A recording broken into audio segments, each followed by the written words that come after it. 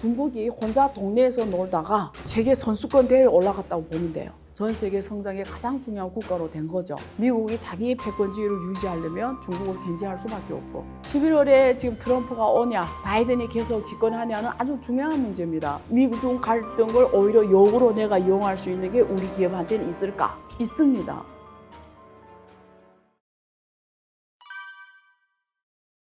미국하고 중국은 79년 1월 1일에 수교를 하고요. 당시에 중국은 세계에서 가장 큰 사회주의 국가였죠. 근데 극사회주의 국가와 세계 최대 자본주의 국가가 손을 잡은 게 79년 1월 1일입니다. 그때부터 중국과 미국 관계는 해빙 모드로 시작이 됐고 중국은 78년 11월부터 시작해서 개방으로 걸었고 서서히 자본주의 요소를 도입하고 했고 지금은 사회주의 시장경제라는 이름으로 전 세계에서 가장 큰 사회주의 국가이면서 또 가장 큰 시장경제 국가이기도 해요. 여기까지 왔죠. 그리고 글로벌 공급망 속에서 중국이 2001년에 WTO에 가입을 합니다. 세계무역기구에 가입을 해요.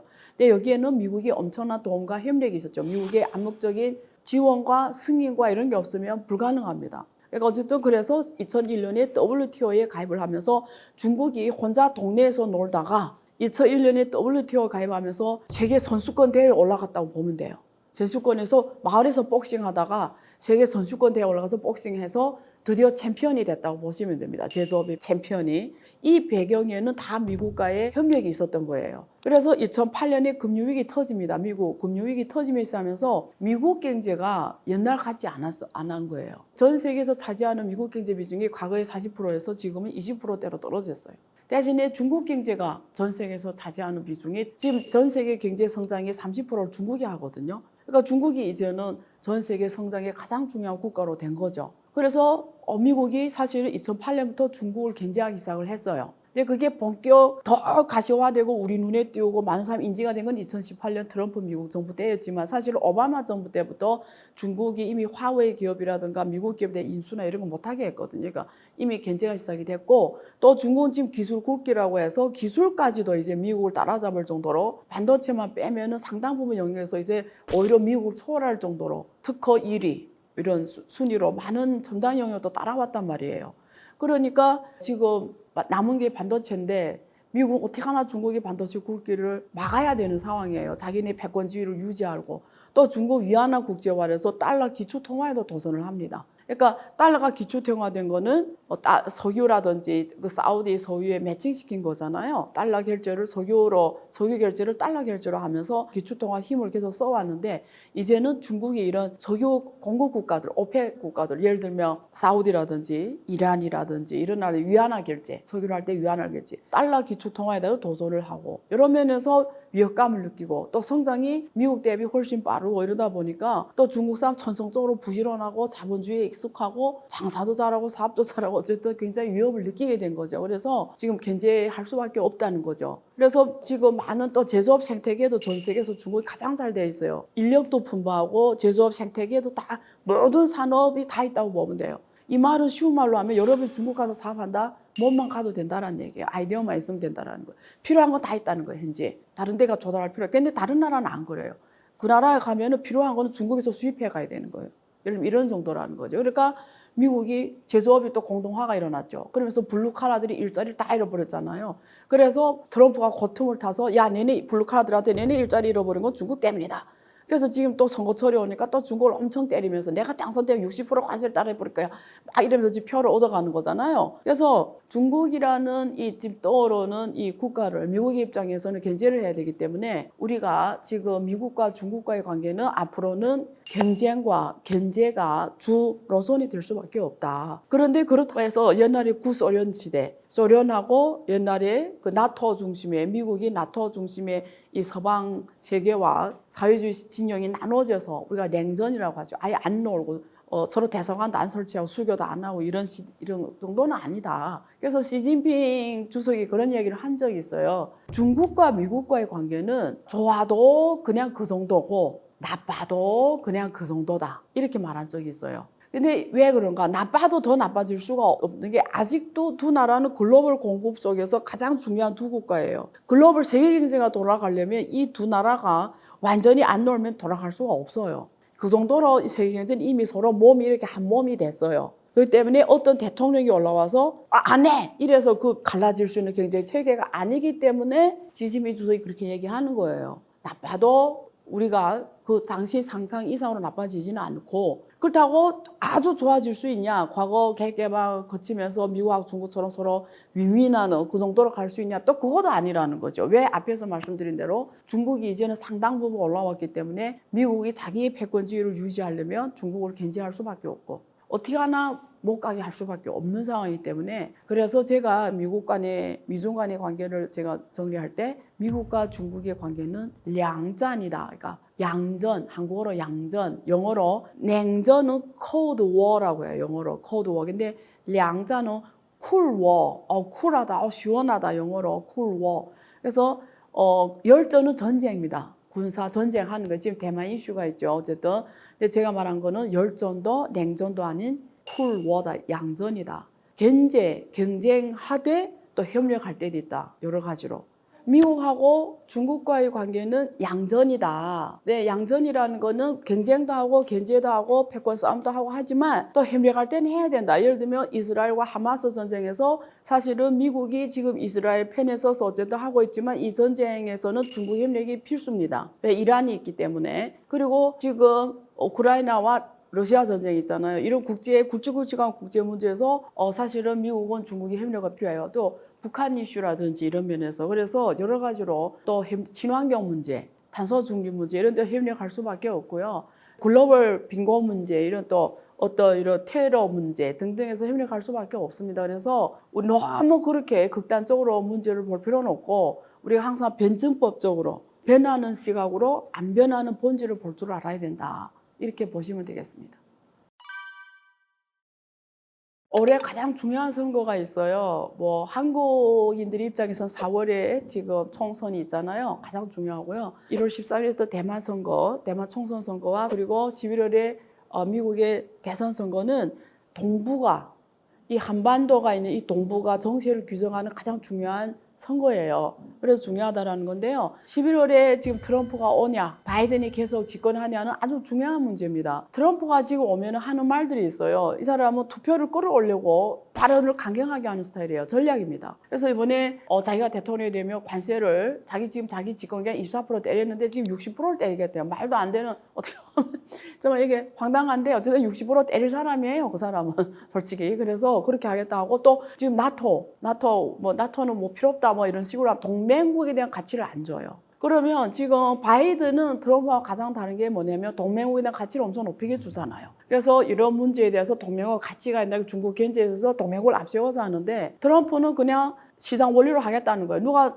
미국의 보호 필요해? 미국의 보호 필요하면 돈 내. 대만 문제도 트럼프는 그렇게 말해요. 대만을 바이든은 무식하다. 네가 그렇게 도와주겠다고 말하면 안 된다. 그때 가격 제시한 걸 보고 도와줄 땐 도와주고 가격 맞추면 도와주고 그렇게 말하지 말라. 왜 미리 도와주겠다고 말을 하냐. 그러니까 무조건 돈으로 하겠다는 거예요. 대만 문제에서도 돈을 안 내면 우리는 돈 안 준다. 뭐 이런 식으로 이런 식인데 실제 그렇게 하는 다른 문제는 말은 그렇게 해요. 일단. 그러니까 동맹국 가치를 항상 시장 원리로 접근해요. 트럼프는. 그래서 앞으로 불확실을 혹시 키울 거예요. 거기에는 윤석열 대통령이 대한민국과 미국과의 관계에도 변화가 있을 거고요. 뭐 동맹국 관계는 변하지 않지만 동맹국 가치를 적게 주기 때문에 가치를 크게 두지 않기 때문에 한국에 대해 엄청난 돈 요구를 할 거예요. 미국 주둔 부대에 대한 이런 군사 방위 이런 면에서. 그러면 또 한국 입장에서는 이런 미국이 왔다 갔다 하니까 우리 또 국방 문제라든가 이런 문제에서 전략이 한국은 또 변할 수밖에 없잖아. 일본도 똑같습니다. 일본에도. 그러니까 이런 것들이 일단 변화가 올 거고 바이든은 동맹국 가치를 높게 주기 때문에 지금 유럽과 관계도 무난하고 또 이 일본과 한국, 지금 미국 이 한미일 공조가 그 어느 때보다 지금 좋잖아요.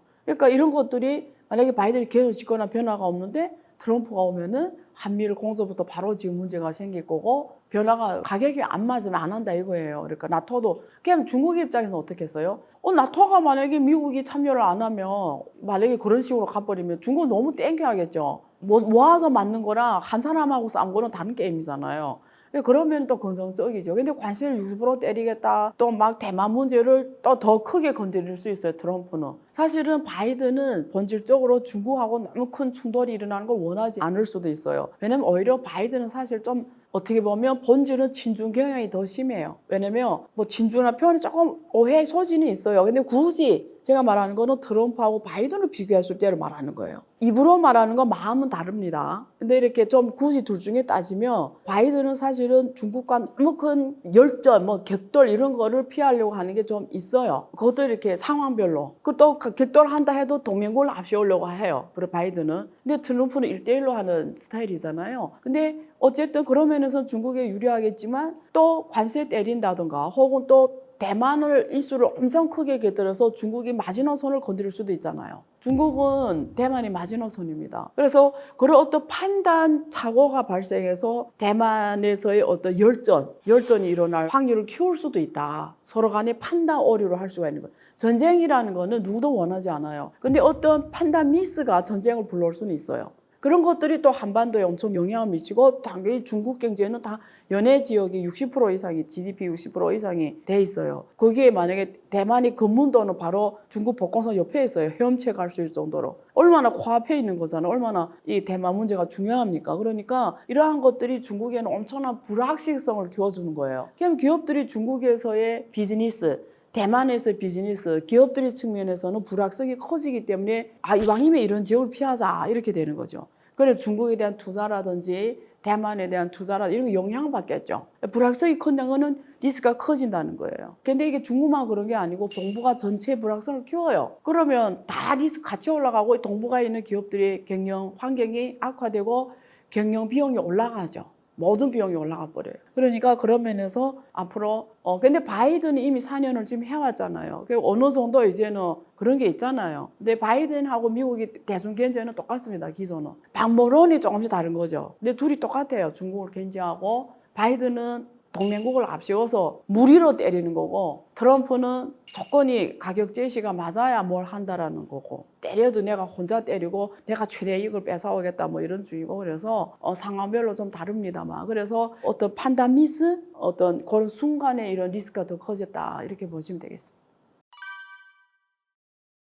지금 한국 기업들이 가장 중요하잖아요. 우리가 모든 문제를 다루는 마지막 자간점은 한국 기업들입니다. 한국 기업들이 잘해야 잘 돼야 한국 기업이 잘 돼야 대한민국이 잘 되고 대한민국 잘 돼야 한국 국민들이 잘 먹고 잘 살고 또 한국이 잘 돼야 동북아 안정에도 도움이 되고 한반도 안정에도 도움이 되고 전 세계 평화와 경제 번영에 도움이 되는 거잖아요. 그래서 한국 기업들한테 정확하게 상황 설명을 해주고 정확하게 이 문제를 냉철하게 인지시켜주는 게 어쩌면 우리 유튜브 강연이라든가 많이 다루고 책에서 다뤘던 이슈인데요. 냉정해야 돼요. 한국 기업들은 서방 언론에 휩쓸려 가거나 혹은 한국 언론에 휩쓸려 가거나 혹은 뭐 중국 언론에 안 돼요. 기업은 전쟁 속에서도 돈 벌 수 있어요. 어떤 전쟁이 어떤 기업들한테는 엄청난 기회일 거예요. 근데 또 어떤 사건이 어떤 기업한테는 그 기업의 사명을 결정할 정도로 운명을 결정하도 치명적으로 더 리스크를 줬어요. 그러니까 기업별로 상황별로 다 다른데요. 그래서 기업별로 시나리오별로 작전을 짜야 되는 거예요. 근데 이 시나리오를 짤 때 이렇게 생각해야 돼요. 이렇게 most 그러니까 제일 발생할 확률이 큰 게 뭔지 1번. 그 다음에 테일 리스크 확률이 아주 작은데 발생하면 내가 치명적일 수 있는 게 뭔지 그 다음에 그 중간 단계에서 뭔지 좋은 거는 까먹어도 돼요. 좋으면은 뭐 그냥 좋은 거니까 그거는 뭐 더 좋은 거니까 그러니까 우리는 항상 마지노선을 잃어버리면 안 되니까 그래서 어떤 리스크에 놓쳐질 때 내가 중요한 치명적인 게 뭔지를 확실하게 알아야 되고 대신에 지금 지갑 변동이 일어난다 불확성이 커지는 데서 오히려 내가 역으로 이 기회를 가질 수 있는 건 또 뭘까 그래서 그런 것들을 위험과 기회 측면에서 두 눈을 정확하게 냉정한 머리로 정확하게 보는 게 중요한데요. 지금 미국이 중국 견제 때문에 중국이 시장이 많이 비어 있을 확률이 앞으로 높아요. 왜냐면 두 가지 경우가 발생할 거예요. 앞으로 미국이 중국 아까 관세를 60% 때린다 어쨌든 견제가 커질수록 중국에 있는 기업들은 중국 기업들이 이제는 중국 국내 시장으로만 안 돼요. 중국 기업들은 해외로 나가야 돼요. 이거는 중국 기업들이 사명입니다. 운명입니다. 그러니까 중국 기업들이 원래는 중국 국내에서 하다가 그냥 수출하면 됐었는데 이제 수출길이 막히니까 주변국으로 확산할 거예요. 그러면 가장 가까운 베트남이라든지 그 옆에 있는 뭐 인도라든지 이런 나라로 갈 거예요. 뭐 방글라데시, 캄보디아를 갈 건데 한국 또한 이웃입니다. 한국은 가장 성숙된 자본주의 국가 그리고 OECD 국가 또 선진국이기도 하고 제도나 이런 게 상대적으로 안정이 되고 사람들도 부지런하고 인재도 많고 글로벌 플랫폼도 잘 돼 있고 그래서 한국도 그게 기회로 올 수가 있어요. 그러면 이런 면에서 지금 해외로 나갈 수밖에 없는 중국 기업들이 우리 기업들하고 같이 할 수 있는 그러면서 미중 갈등을 오히려 역으로 내가 이용할 수 있는 게 우리 기업한테는 있을까? 그런 걸 먼저 찾아봐야 되겠죠. 있습니다. 예를 들면 미래 첨단 산업에서의 협력 우리가 반도체 아니더라도 많아요. 미래 산업이 여기 뭐 웰니스 산업, 건강 산업, 바이오 산업 이런 미래 우리 고령화 시대에 동북아 3국의 고령화가 공통점이거든요. 2030년에는 고령화 인구가 뭐 5억이 된대요. 이런 사람들을 이슈에서는 미중 갈등 상관이 없거든요. 오히려 이런 기업들은 중국 시장도 엄청 크고 또 한국이나 일본 잘하기 때문에 이런 데 와서 하고 싶어요. 그러면서 역으로 또 중국 시장, 역으로 또 미국이나 유럽 할 수가 있잖아요. 이런 영역이 있다고요, 분명히. 그러니까 이런 걸 잘 찾아보고 그렇게 역으로 이용하는 게 있고요. 자, 미중 갈등 때문에 영향받는 산업들이 있어요. 이거는 불가피해요. 예를 들면 인공지능, 그렇죠? 반도체, 배터리, 히토리, 전략적 광산 산업. 이런 것들은 중국 국내의 공급망과 글로벌 공급망이 분리될 거예요. 근데 중국 기업들이 해외로 나가는 데서 많은 국가들이 견제를 합니다. 두려워해요. 중국 기업 대출 아니었으면 좋겠네? 그럼 한국 기업들은 어떻게 하면 돼요? 중국의 기술을 갖고 이런 나라 진출을 하면 돼요. 이제는 옛날 달라졌어요. 옛날에 한국 기업들이 기술과 자본을 갖고 중국에 들어가서 중국에서 생산해서 수출했잖아요. 이건 옛날입니다. 오히려 한국 기업이 대표 똑똑하면 오히려 이제 중국 기술을 가지고 한국의 인재를 붙여서 글로벌 나가서 그 나라에서 하는 게 중요한 전략이 됐어요. 제가 분명히 말씀드렸어요. 누가 앞으로 중국의 기술, 중국의 오히려 경제에 있는 걸 잘 활용하는 자는 글로벌 1등이 될 수 있다. 미중 갈등 시대. 왜 미국이 중국을 못하게 하니까 한국은 할 수 있잖아요. 근데 대신에 미국은 중국을 모르고 못 가잖아요. 한국 마음대로 가고 마음대로 협력할 수가 있잖아요. 단지 behavior, 기업의 주체는 한국 기업이잖아요. 그럼 장애가 없다고요. 전 세계 나가는. 웰컴. 그런 머리를 글로벌 요소를 미중 갈등 시대에 옛날에 글로벌이 하나로 돌아갔잖아요. 미중이 지날 때는 하나로 돌아갔으니까 그냥 각 나라가 내가 잘하는 걸 공헌해서 서로 윈윈했는데 이제 미중이 안 놀겠다는 거잖아요. 분리가 됐잖아요. 그러면 누가 이 분리된 세상의 생산 요소를 잘 조합해서 내 걸로 만들어서 이 두 세계, 이 분리된 세계에 똑같이 공급할 수 있냐. 이런 걸 잘하는 기업들이 앞으로 세계 1등 한다라는 거죠. 그러니까 그런 머리를 이제 써야 된다는 거죠. 한국은 그래서 위험이 커졌음에도 불구하고 반대로 또 한국 기업들한테는 길에서 기회가 커졌다는 말씀을 드려요. 단지 당신이 이 머리 쓰겠냐 안 쓰겠냐 결정만 남을 거예요. 그래서 뭐 중국을 다 빠져나간다더라, 중국은 끝났다더라, 뭐 미국이 어선 바람 이런 거는 당신한테 도움이 하나도 안 되고 한국 경제 하나도 도움이 안 돼요. 우리를 냉철하게 두 눈으로 정확하게 위험과 공유를 보면서 하나의 냉철함으로 정확하게 찍는 거. 그러면서 글로벌 생산 요소를 잘 결합해서 한국 기업의 메이드 인 코리아로 전 세계에 나가는 거. 그러면 오히려 미중 갈등이 전 세계 질서를 분리시켜 그 공간이 우리가 새롭게 탄생하는 공간이 될 수도 있다. 이렇게 보시면 되겠습니다. 네, 오늘 제가 지금 미중 갈등 시대 또 미국과 중국과의 관계 그 한국이 어떻게 이용할 거고 활용해서 기회를 극대화시킬 것인가 그리고 또 중국 경제 문제를 어떻게 볼 것인가 이런 내용 중심 말씀드렸고요. 앞으로도 계속 저한테 관심 많이 주시고 저희 유튜브도 구독과 또 좋아요 해주시면 감사하겠습니다. 제 책도 읽어주세요. 감사합니다.